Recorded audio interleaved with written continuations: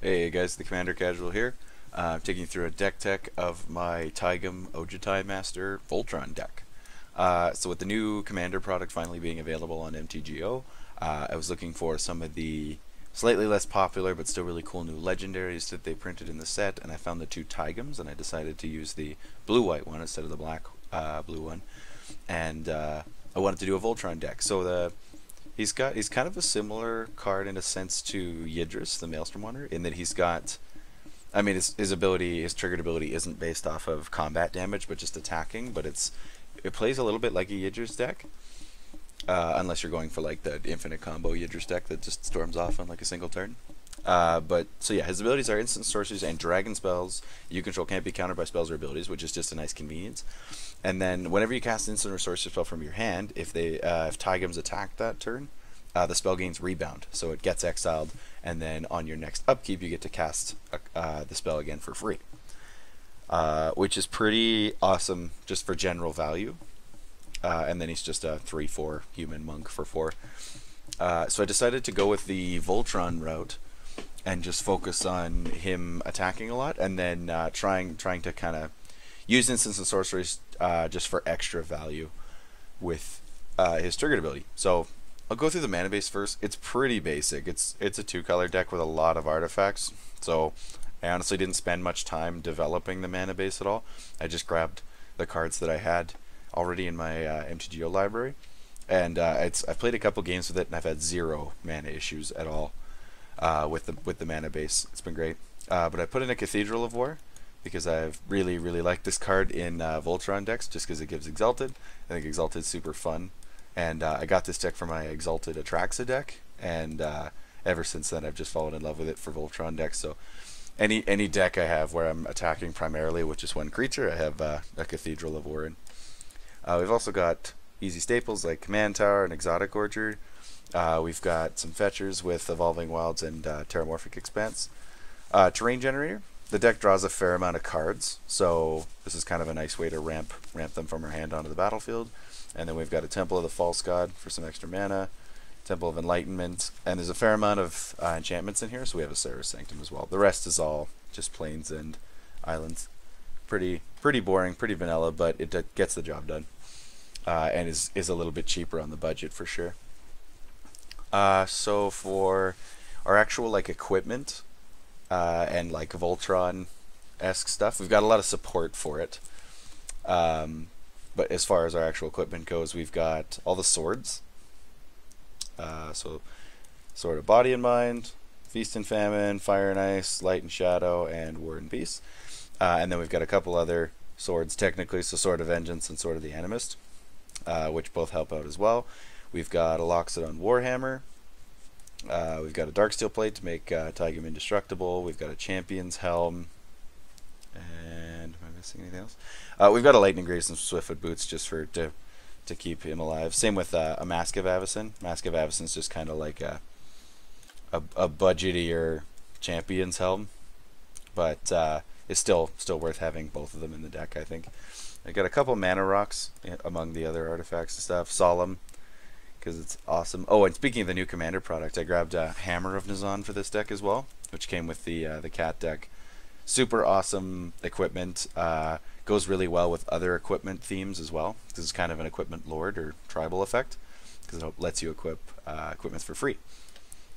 That's pretty much all of Voltron stuff. We don't really run a lot of auras. We're running Steel of the Godhead because it was just too good not to.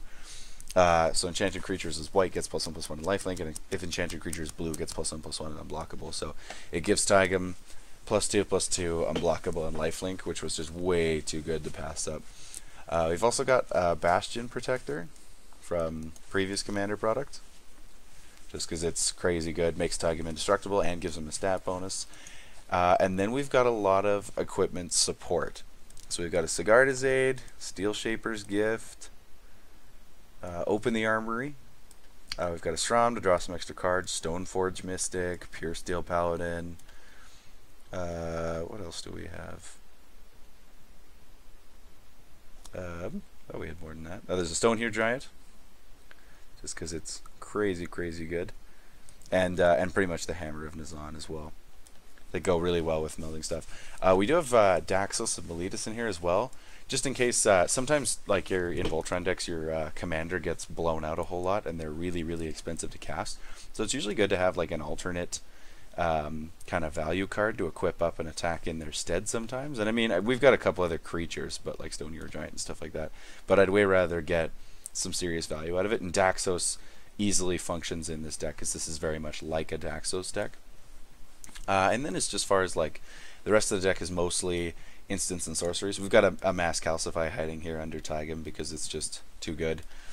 But then as far as just like general value spells, we've got a few things that give Taigam unblockable just to get in. So we've got Taigam Strike, which I know isn't actually that great of a card, but it has Rebound on its own, so you can cast it post-combat and not have to worry about trying to get Taigam's trigger on it.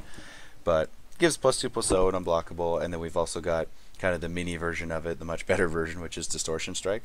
So its Rebound gives +1/+0 and unblockable. And then we've also got like a Slip Through Space, which draws us a card and gives them unblockable. And if you can get in for free, you attack with them anyway, cast Slip Through Space, so you get to draw a card, and then you get a Slip Through Space next turn as well. Get to draw another card, make them unblockable.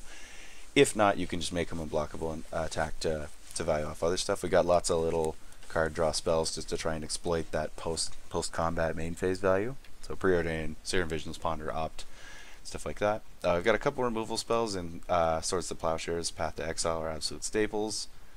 As I was saying before, that we've got a couple like Equipment Tutors. Those are nice to double up on post-combat.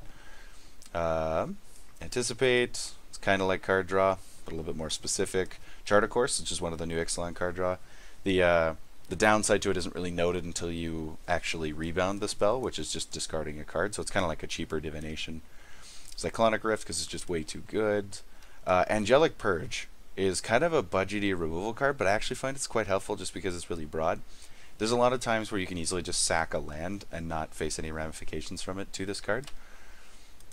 And then, yeah, the rest is mostly just kind of specific removal or card draw, or just effects that were too good to pass up on, like Rite of Replication, Rise from the Tides, Mind's Desire, and then like Brawl's Expertise and Mass Calcify, stuff like that. Turnabout's also great because it's super versatile, so you can kind of use it to untap all your stuff to cast more spells in a single turn, or you can tap down your enemy, or you can untap your own stuff, and then you get to do it again in your next upkeep, ideally. The Baral's and Sram's Expertise are really cool as well, because they essentially give you, if you rebound them afterwards, they give you another free spell as well because of their extra text. And overall, there's just a few other cards for straight value, like Propaganda, Rhystic Study, and Thassa, that just work really well with the deck. Thassa also gives, there we go. Thassa gives, can make Taigam unblockable as well. It's a pretty simple deck. It's a pretty fun deck. It's not that complicated. Doesn't have too much going on. It's kind of just suit up Taigam, beat in for damage, and then try and get some extra value out of our instants and sorceries. But it is really fun. So I encourage you to check it out. If you want to build a similar deck, I say go ahead and use whatever kind of equipment package you want to use. This deck is also pretty budget friendly. The swords obviously being probably like the highest value point of the deck, but you can easily cut out the swords and just run other more budget artifacts and equipment, and it still functions great. I hope you enjoyed the deck tech, guys. If you liked the video, please leave a like. If you disliked it, I guess dislike it. Leave any comments you feel are necessary about the deck. Keep in mind, I don't build decks to be like the most optimal thing ever. I build decks based on how I want to build decks or how I want to build decks. But please leave comments if you have any suggestions or have any comments on the deck or anything like that you think I should add, change, or subtract. Please subscribe to my YouTube channel if you want to see more videos, either gameplay videos of this deck or more videos of my other decks. And please check out my channel if you want to see more of my either deck techs or gameplay videos of my other decks. Thanks for watching, guys.